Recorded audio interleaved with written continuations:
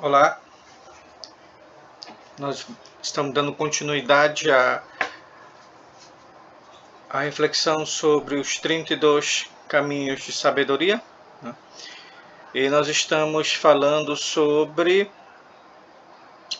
o 12º caminho, né? Nos 3 encontros passados nós falávamos sobre o 11º caminho, que é o caminho do louco, que é o caminho Aleph, né? Que é o caminho que vai de Keter a Hokmah, né? A partir de hoje, a gente vai falar os 3 próximos encontros, né? Vamos falar do 12º caminho, que é uma energia muito parecida com a de Keter, com a de Keter para Hokmah, porque é de Keter para Binah, ou seja, é parecida porque a fonte é a mesma. A fonte é a mesma, né? A fonte é a mesma, né? E se de Keter para Hokmah era pura energia, ou seja, um conjunto de possibilidades, de Keter para Binah, essa energia ela começa a adquirir uma natureza operacional. Ela começa a ganhar forma, ela começa a ganhar instrumentalidade, ela começa a ganhar limite, ela começa a ganhar, digamos assim, conteúdos de espaço e tempo. Por quê? Porque eu estou dialogando entre Keter e Binah.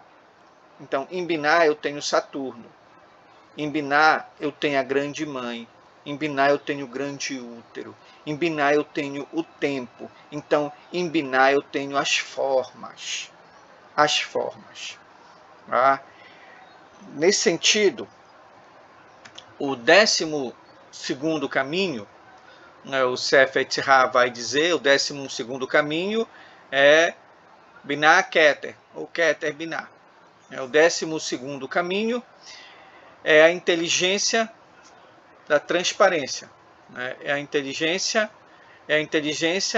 da transparência, porque é essa espécie de magnificência chamada Shazit, o lugar de onde surge a visão dos que veem as aspirações, né?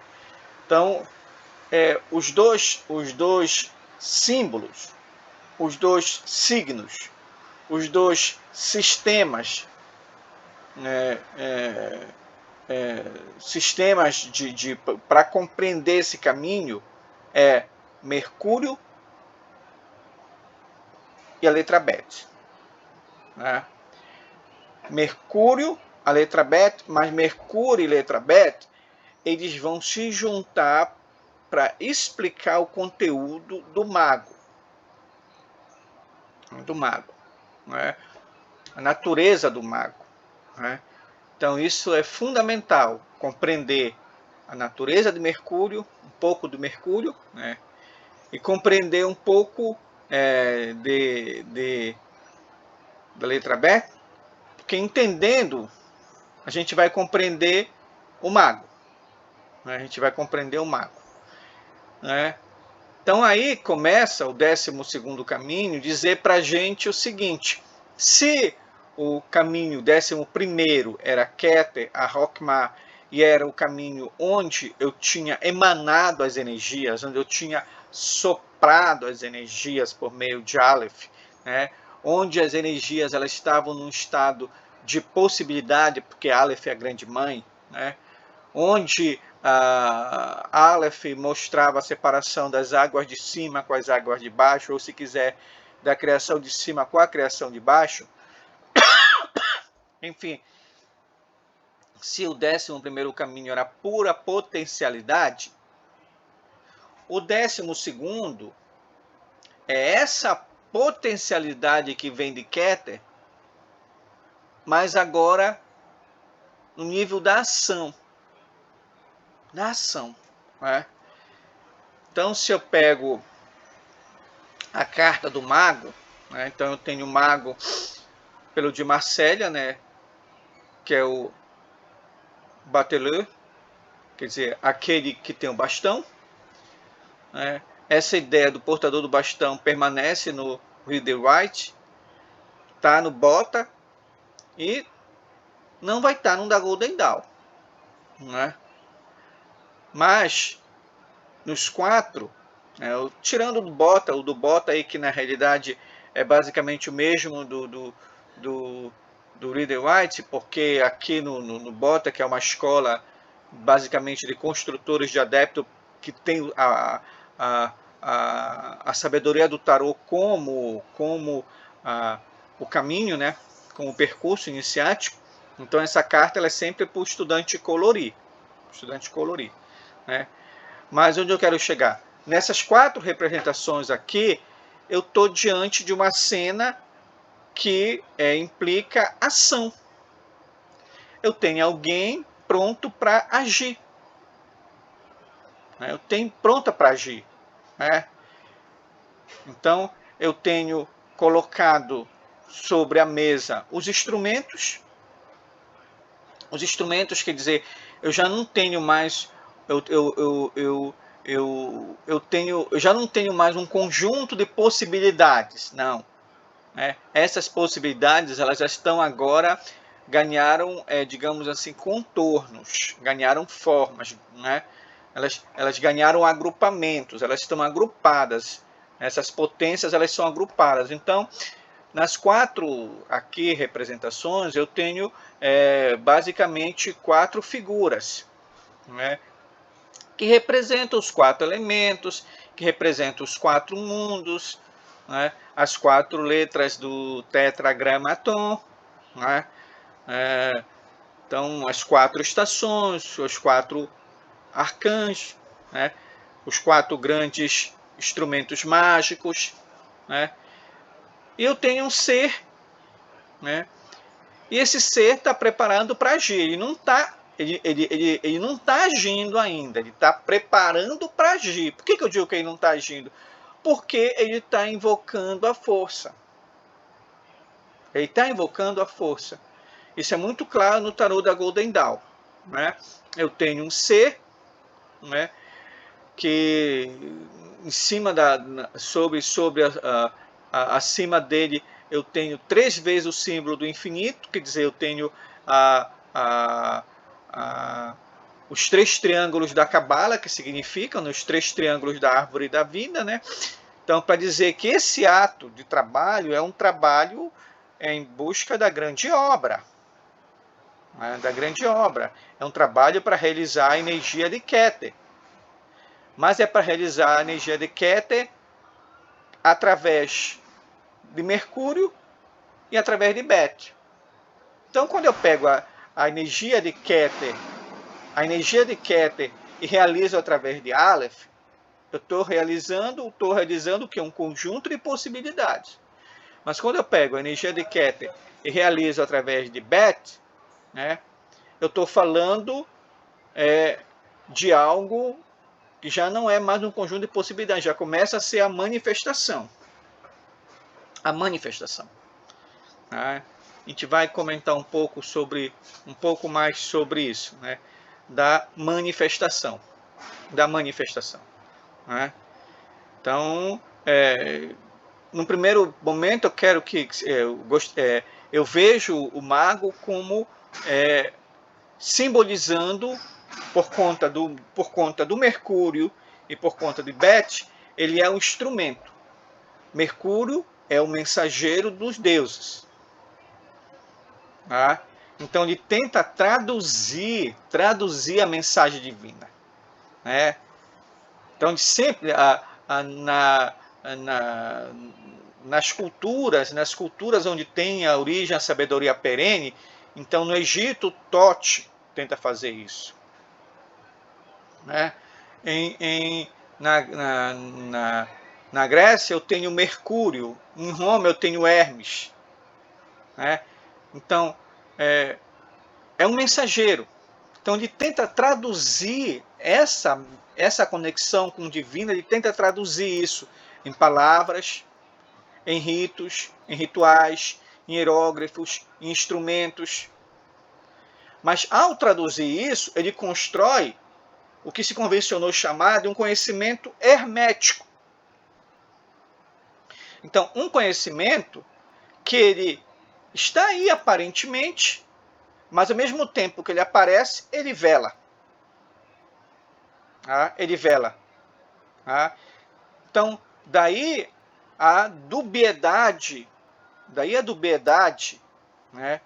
Daí o sentido externo e interno dos conhecimentos herméticos. Né?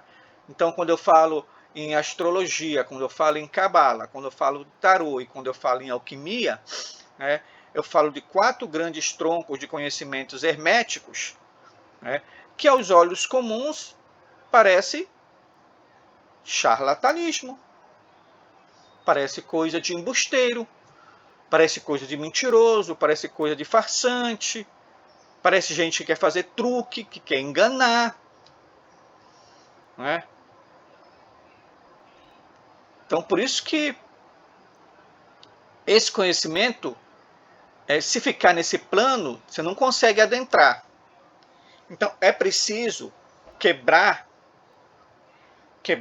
a casca do aparente, é preciso adentrar, quebrar, digamos assim, a palavra, quebrar a letra, quebrar o símbolo, o signo, o sistema, juntar as peças para poder entrar.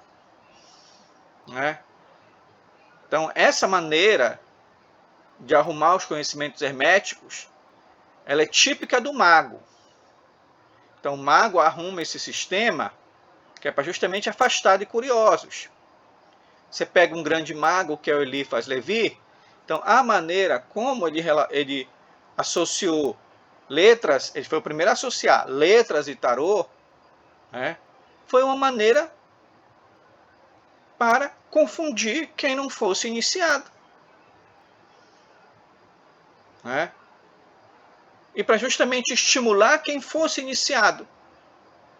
Porque ao confundir, ele estava dando a chave para quem é iniciado. E ele estava deixando os curiosos com o raciocínio da razão, do pensamento, do lógico. Né? Então, Aleph é 1. Então, se Aleph é 1, então é um mago. Bet é 2. Né? E assim vai. Né? Assim vai distribuindo. Né? Aí não dá a chave, só depois que se percebe isso. Né? O pessoal, sobretudo ligado a Golden Dawn, vai descobrir, e depois Crowley vai observar outras coisas, e por aí vai. Tá? Então, essa figura do mago, ele é sempre dúbia. Por quê? Porque isso integra a natureza da letra Bet, que é sabedoria e insensatez. Integra também a natureza do Mercúrio, né? Do Mercúrio enquanto mensageiro. Quer dizer, como é que tu vai traduzir a palavra do divino, a experiência espiritual? Né? É difícil. Né? Então, por isso que ele vai aparecer como o mentiroso, o charlatão, o deus dos ladrões, do comerciante, o enganador, o embusteiro. Né? Então, essa figura dúbia acompanha o mago. Né? O mago. Né? Mas vamos lá. No tarô de Thoth, eu tenho 3 versões do mago. Né? Apesar do Dash que eu tenho aqui em casa, a minha versão, ele só está contemplado, ele só veio com um mago, que é o do meio. Né? Que é o do meio. Né? Então, se tem a explicação de que a lâmina para imprimir, ela tem 80 lugares. E como o desk lá do tarô era 78, então conta essa história que se criou 2 para tapar aquele lugar. Né? Então aí tu tem uma explicação lógica. Né? Eu não sei até que ponto isso é verdade, né? Tem fundamento, e deve ter, porque se imprimiu os 3, mas eu prefiro acreditar que eu estou diante de Hermes, de Mercúrio e de Thoth. Né? De Thoth. Né? Então, conforme a carta é carregada com a simbologia, então essa carta número 1, ela é mais explícita, carregada com a simbologia egípcia, então chamaria que aqui eu estou diante de Hermes. A do meio eu chamaria que eu estou diante de Mercúrio, né? Pela imensa de uma asa que ele tem no pé, a coisa destacada dessa asa. E o outro, uma coisa assim muito mais enxuta, muito mais clean, digamos assim, eu falaria de Hermes, pela tradição romana, uma coisa assim mais enxuta, né? E sobretudo porque destaca as armas mágicas, né? Com muito mais, né? É uma hipótese minha, um insight que me veio falando agora para vocês. Muito bem. Para quê? Para dizer o seguinte, que o mago, como eu interpreto, o mago ele é o instrumento. Ele é um instrumento. Né? Ele é um instrumento. Isso fica muito claro. Isso fica muito claro quando, por exemplo, eu tenho Mercúrio. Mercúrio só funciona com caduceu. Né? Não tem Mercúrio sem caduceu. Não tem Mercúrio sem um chapéu. Por quê? Porque não tem Mercúrio sem a mensagem. O que faz Mercúrio é a mensagem. Mercúrio por si só não vale nada. Ele só vale pelo conteúdo. Então ele é um instrumento. Ele é um instrumento. Né? O instrumento da ação de alguém. Né? Isso fica muito claro quando eu associo Bet a Mercúrio. Porque Bet é a casa. Então, o mago, na leitura que faço, ele é um instrumento. Por quê? Porque ele é uma casa. Ele deve se portar como uma casa, como um templo da verdadeira vontade. Essa é a missão do mago. Para exercer a verdadeira vontade, ele não pode ficar preso ao círculo demiurgo, ao ciclo, a noção do demiurgo, por exemplo, do Mercúrio de demiurgo. Né? Então, na astrologia, sobretudo na astrologia associada à gnosis, né, a gente vai perceber que a partir da queda, né, tu tens a construção do mundo da forma. Né? Então tu tens um zodíaco todo demiurgo. Né? Então quando eu falo em Saturno, então eu tenho os planetas, eu tenho esse zodíaco demiurgo. Né? E é esse do zodíaco demiurgo que influencia a nossa vida, que tutela a nossa vida. Realizar a verdadeira vontade é transcender esse zodíaco demiurgo. É transcender. É transcender, porque o zodíaco demiurgo é o da dualidade. Então a ideia é transcender esse zodíaco aí. Esse zodíaco. Então quando fala que o mago ele é o templo da verdadeira vontade, é porque ele é um instrumento, ele é um abrigo, ele é um templo, onde habita, se realiza a verdadeira vontade. Ele conseguiu fazer isso.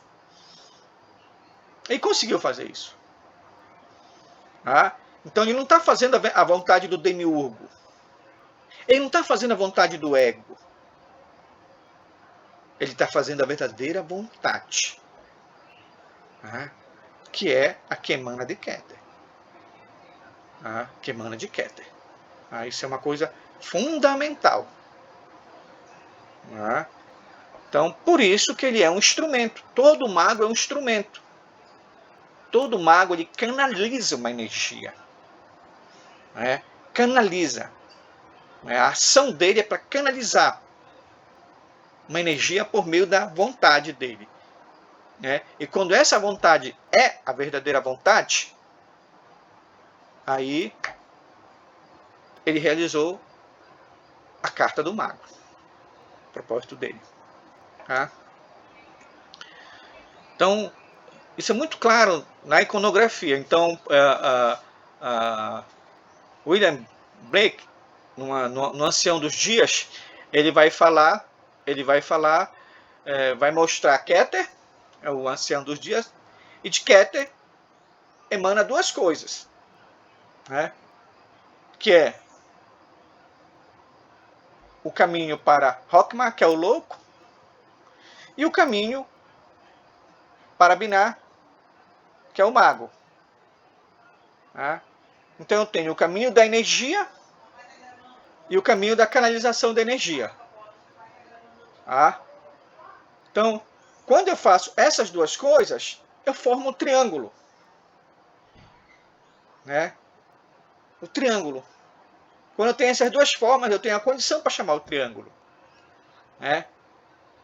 Porque eu tenho a energia una, andrógena, do louco. Aí eu tenho a energia do filho, que é o mago. Né? Aí eu vou ter a energia da mãe, depois, que é o caminho da sacerdotisa. Né? Então tem esse formato. Eu falei ainda há pouco para vocês, né, que o mago é aquele que é portador do bastão. Que é esse bem aqui, o caduceu. Tá? Ele e o caduceu são um só. Então ele é o portador do bastão porque ele conseguiu equilibrar as 10 sefirós. Equilibrá-las de uma maneira que ele consiga que elas manifestem os 3 princípios elementares do fogo, do ar e da água, como está colocado ali. O Shin, o Men, o Shin, o Aleph e o Men. Tá? Então, é um instrumento. Tá? Muito bem. Partindo da ideia de que ele é um instrumento, de que ele é a casa, é o templo onde se realiza a verdadeira vontade, né? Então significa dizer que essa verdadeira vontade, ela emerge do inconsciente, né? Então eu tenho aí um malabarista, alguém malabarista, quase que voando, quase que planando em cima de uma montanha preta, que é o inconsciente. Então essa energia do mago, ele tem que buscar no inconsciente. Tem que buscar no inconsciente. E ele tem que fazer essa busca do inconsciente, né? E aí que entra o malabarista, né? Que ele tá se equilibrando nesse inconsciente, quer dizer, para ele o inconsciente já não é algo desconhecido, ele já veio de lá e já compreende, né?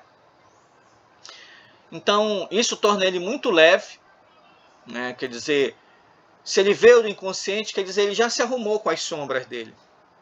Ele já se arrumou com as sombras dele. Ele já conseguiu amar o inimigo dele. Ele já conseguiu fazer a paz com o inimigo dele. Então ele emerge do inconsciente. Né? Aí, no caso do mago, enquanto um mago mercurial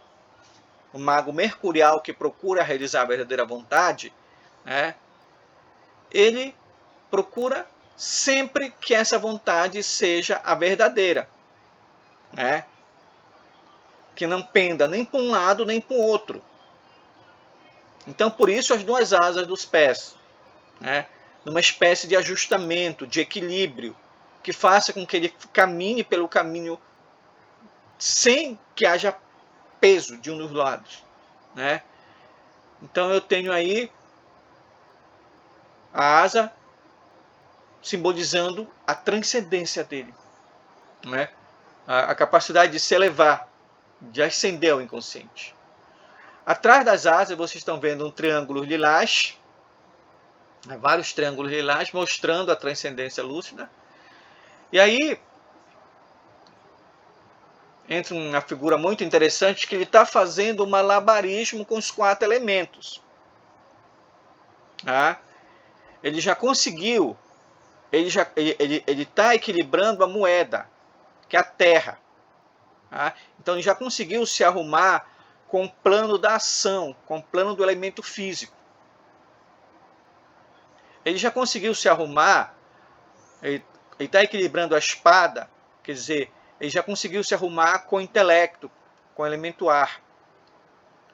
Tem a tocha, que simboliza o fogo, que é a força da vontade, então ele já conseguiu se equilibrar com isso.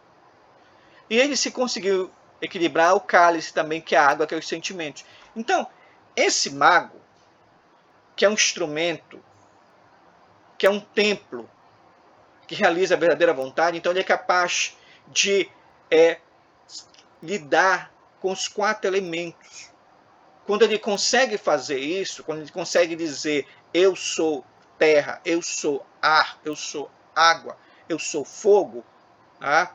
Então eu tenho aí o nascimento de um novo ser, tal como em Binar. Isso é simbolizado pelo ovo alado. Aí eu tenho a quinta essência, que é a quinta ponta do pentagrama. Então, na realidade, o mago ele tá equilibrando um pentagrama aí.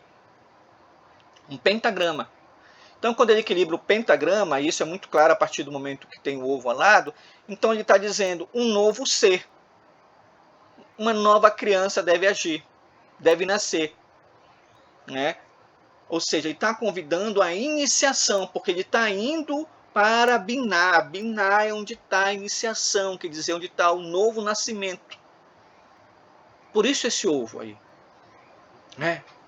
Então, se em Rockmar eu tinha um caldeirão de espermatozoides, em Binar eu tenho o óvulo, onde esse espermatozoide vai adentrar e vai virar ovo.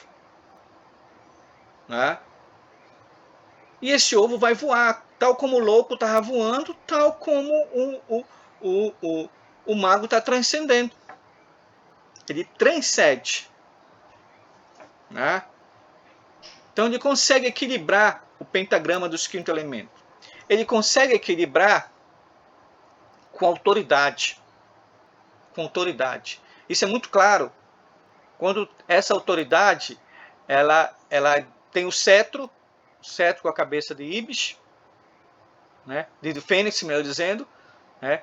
Então ele mostra que esse mago é a sucessão e coexistência dos eons passados, das eras passadas. Então esses elementos, esses 4 elementos aí não nasceram com o mago, eles são de eras passadas, né?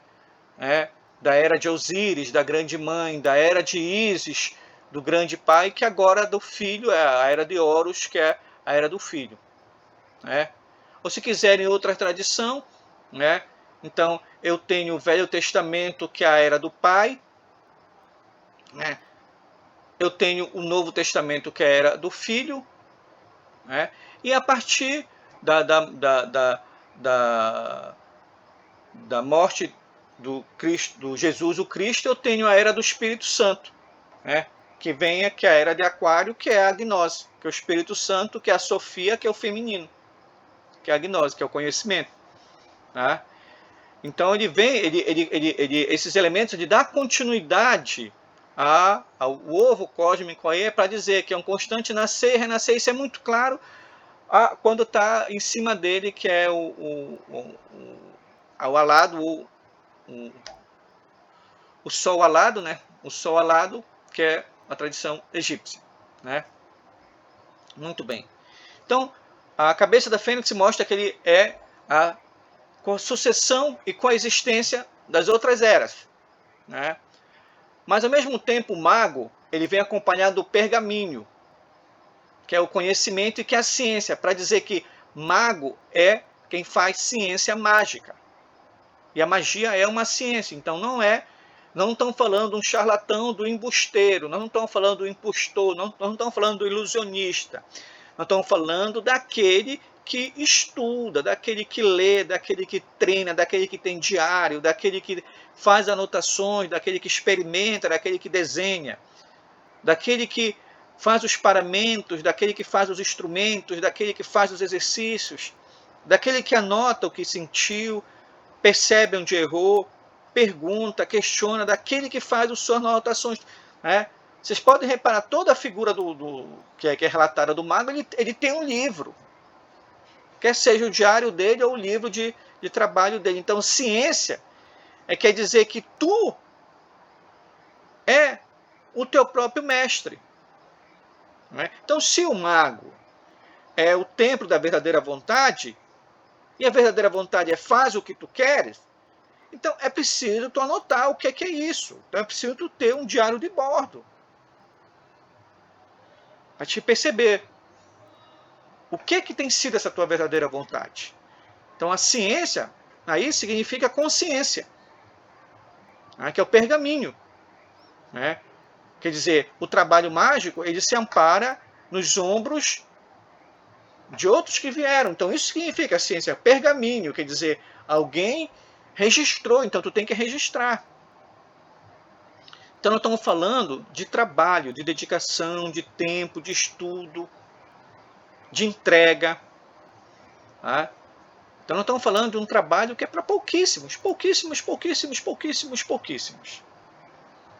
Tá? Se eu não me engano, tem um dos escritos do Aleister Crowley, ele vai dizer, poucos são chamados, e mais poucos ainda permanecem. Né? Por quê? Porque eles não resistem à tentação do macaco ameaçador. O macaco está lá. Tá? Quem é o macaco? Tá? O macaco é a nossa condição de homem ilíaco, de homem da terra, de homem que atende os instintos, de homem que fica preso no trabalho, que fica preso nos afazeres do dia a dia, que fica preso em tudo. Né? Portanto, acredita que o caminho mágico não é para ele. Eu não tenho tempo, eu não tenho lugar, eu não consigo ler. É muito caro, eu não tenho dinheiro, eu não vou viajar. Eu estou sem internet, eu estou muito cansado, eu não vou conseguir fazer, isso não é para mim, eu vou deixar para outro canto. Então o mago, quando ele começa o trabalho dele, vai aparecer um montão de macaquinho tentando ele. Tá dizendo, desiste, vai. Isso não é para ti. Isso não é para ti. Tu tem filho para cuidar. Tu tem teu emprego. Tu tem a vizinhança. Tu tem teu pai, tua mãe, tua família.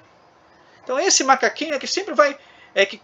esse macaquinho, ele sempre aparece quando tu sempre quer criar uma coisa que é o caminho para a tua verdadeira vontade. Então esse macaquinho vai sempre estar lá. Dizendo, como Bob Dylan fala, desiste. Muitos outros tentaram e deram com os burros na água. Né? Então é aquele que vai fazer tu desistir mesmo. No impulso tu desiste. Né? Tu desiste. Tá? No próximo encontro eu vou falar mais do aspecto da casa do Beth. Por enquanto ainda não. Tá? Então, como já falei algumas vezes nesse encontro, né? Esse mago rima muito com Mercúrio. Quer dizer, com Mercúrio, com Hermes e com Tote. Ou seja, ele rima com conhecimento que foi processado por vários eons. Então, esse mago ele se depara com esse conhecimento que foi processado por vários eons. Está lá, ele encontrou esse conhecimento. Então, a grande questão é o que ele vai fazer com esse conhecimento. Então, isso exige habilidade, exige inteligência. Mas se essa habilidade, essa inteligência der ouvido para o macaco, esse mago nunca vai ser a casa de Deus. Nunca vai ser o templo da verdadeira vontade. Nunca vai ser um instrumento. Muito pelo contrário. Ele vai ser e sempre será um mago negro. Mago negro não é aquele que faz algo para mal para outra pessoa. Não é isso. Isso aí é o caricato. Mago negro é aquele que faz pensando no seu ego. Somente em si e nos seus. Esse é o mago negro. Então, tudo aquilo que tu faz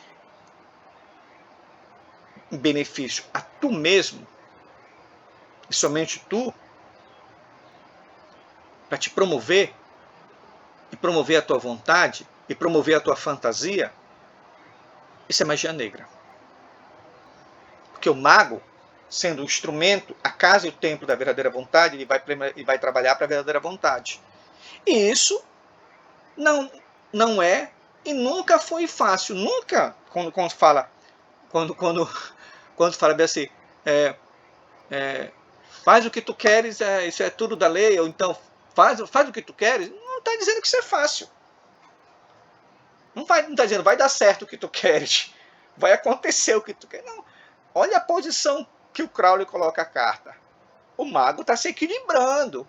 Ele sempre está se equilibrando entre os 4 elementos, entre o que está nascendo, entre os conhecimentos passados e entre alguém que está tentando ele.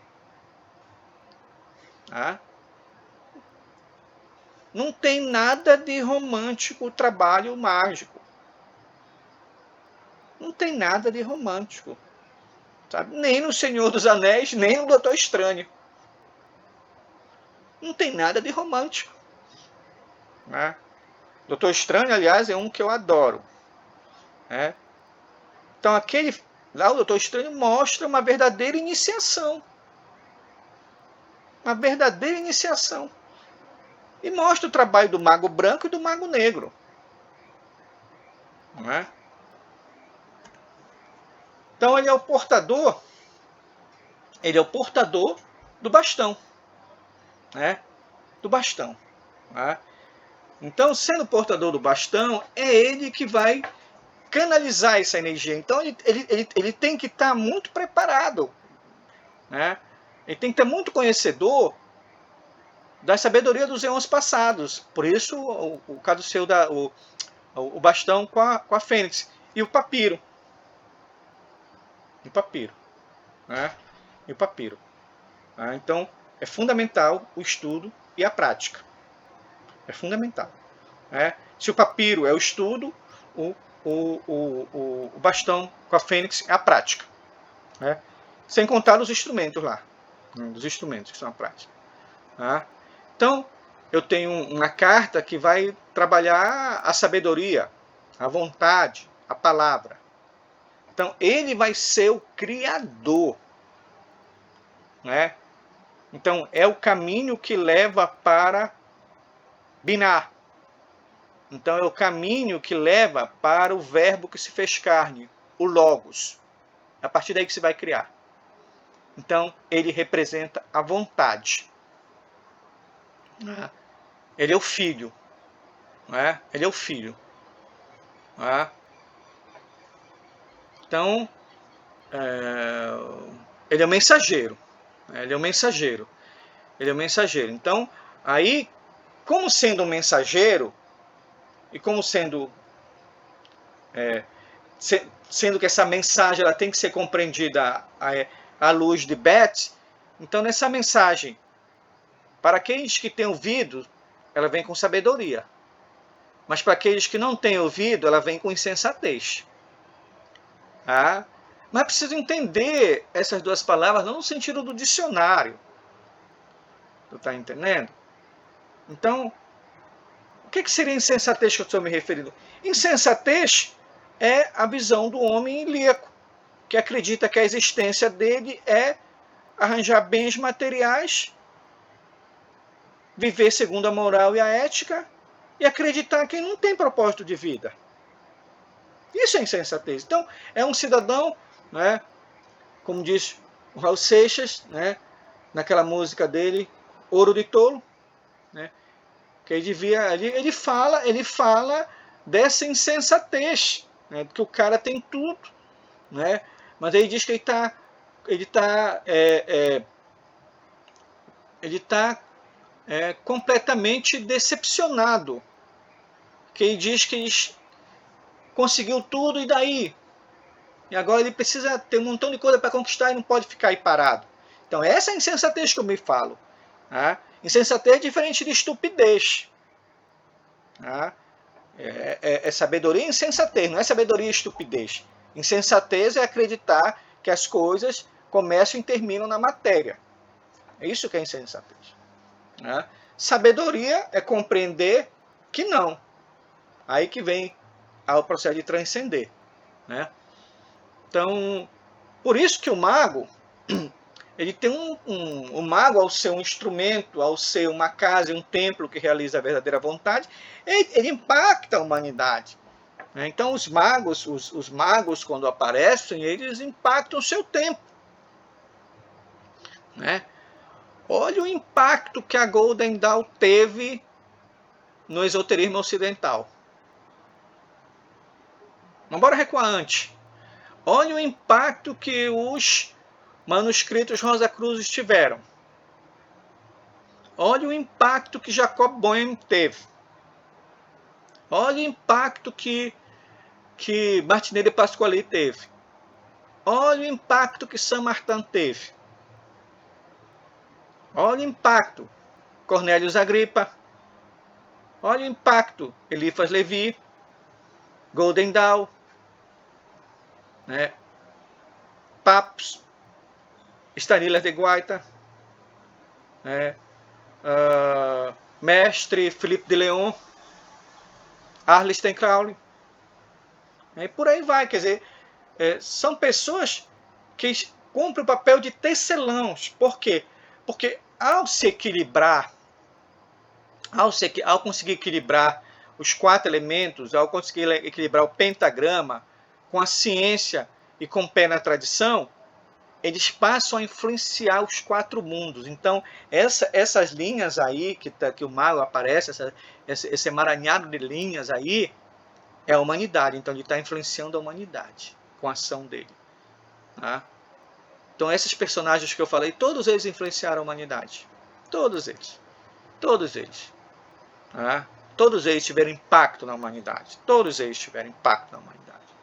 Né? A gente está falando do impacto externo e impacto interno. Eles são figuras que não foram para ser amadas ou odiadas. Eles não vieram nem para agradar ou para desagradar. Eles vieram fazer a verdadeira vontade. E o mago vem fazer a verdadeira vontade. Quando o mago vem para agradar, ele está fazendo magia negra. Ele está sendo embusteiro. Embusteiro. Ah, por quê? Porque ninguém agrada a todo mundo. Por que ninguém agrada a todo mundo? Porque esse mundo é o mundo da dualidade, é o mundo da contradição. Tá? Então, seguindo. Então, aqui eu já falei do bastão de Thoth, né? Já falei aqui. Aqui eu vou pular para cá. Né? O trabalho do mago, enquanto um trabalho mercurial, é um trabalho que representa a ação. Né? Então, Mercúrio, Hermes, Thoth, eles representam a ação, e a ação de várias maneiras e a ação de várias fases. Né? Então eu tenho uma ação aí que está na palavra, é uma palavra muito com conteúdo dual, porque a palavra ao mesmo tempo ela é uma violência que nós fazemos às coisas, e sobretudo quando se trata de coisa divina, como é que em que linguagem eu vou traduzir o divino? Então tem que ter um elemento de sabedoria, sabendo que também tem que conter um elemento de insensatez, quer dizer, a insensatez aí, enquanto componente da letra beta, é para afastar os curiosos. A insensatez aí não é um elemento de maldade, ela é uma necessidade, é de afastar os curiosos. Porque eu não sei se aquele curioso vai realizar a verdadeira vontade. Novamente, é isso que explica a maneira como Eliphas Levi arruma lá a relação entre o tarô e as letras hebraicas. Então, por isso que quando a gente fala de Mercúrio, e a gente fala do caminho, do 11º caminho, a gente fala daquele conhecimento divino que vem se colocar em ação de várias formas, seja na cabala, no tarô, na alquimia, na astrologia. Então, nesses 4 ramos aí eu estou falando de ação. De ação. Né? Por isso que são conhecimentos herméticos, que tem um elemento velado e um elemento que é aparente. Né? Que é para afastar os curiosos. Né? Então isso é fundamental no trabalho, né? Porque o conhecimento hermético ele já mostra que é para poucos, ou seja, e menos ainda continuam. Né? Você não vê nos nossos exemplos? Aqui a gente tem um grupo, né? Então a gente tem um grupo que por alguma razão as pessoas simpatizaram com o tema, a gente compôs o grupo. Né? Então a gente percebe que por várias razões as pessoas participam de maneiras diferenciadas. Né? Diferenciadas. Tá? Então, porque eu estou tratando do caminho dualista. Então, eu não posso revelar tudo. Tá? E eu também não posso deixar tudo escondido. Por isso que ela é a casa. Né? Ela é a casa. Por isso que vem o disfarce. Né? Por isso que o mago aparece como aquele que faz a ilusão, aquele que tenta esconder. Mas não é isso. Né? Não é isso. Como diz o livro Abba, né? Ele vem para agir. Né? Então, com a baqueta ele cria, com a taça ele preserva, com a adaga ele destrói e com a moeda ele redime. Tá? Então, a gente vai dar continuidade nesse tema, né? Esse tema, né? E esse vídeo é uma tentativa de lembrar alguns pontos que nós tocamos no encontro em que não foi possível gravar, mas agora a gente conseguiu gravar, né? E também é emblemático porque mostra o quanto nós ainda estamos sobre a égide do demiurgo Mercúrio, né? Que influencia a nossa vida, né? E que é um convite com isso para a gente realizar o trabalho do mago, quer dizer, transcender isso, né? Então, aqueles que estão me ouvindo e me vendo, gratidão.